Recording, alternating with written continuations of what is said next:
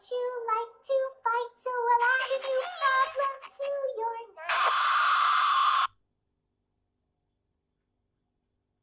Well, it seems that your journey has ended.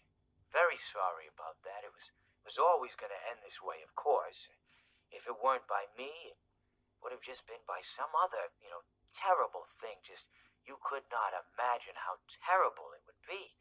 Just, I get scared thinking about it. Glad it's not me. It reminds me of a time I was speaking to my good friend Orville.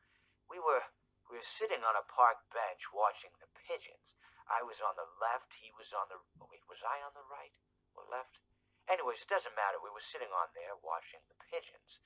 And I said to Orville, "Friend, those birds are frozen." And he kind of looked at me like I lost my mind.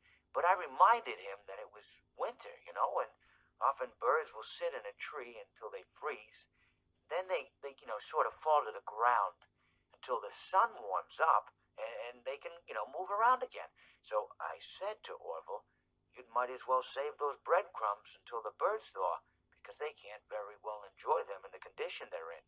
To which he asked what I meant, and asking what condition the crumbs should be in before he threw them to the birds, assuming that I meant the birds couldn't enjoy the breadcrumbs in the condition that the crumbs were in, when in fact I had meant the birds could not enjoy them in the condition that the birds were in, considering that the birds were frozen. So he took a moment and then threw his last handful onto the ground. I said to him, "Orville, why did you throw the breadcrumbs to the birds when I just told you they're frozen?" To which he responded, "The breadcrumbs are not frozen." Again, misunderstanding my words. I didn't mean to say that the breadcrumbs were frozen when I said I told you they're frozen.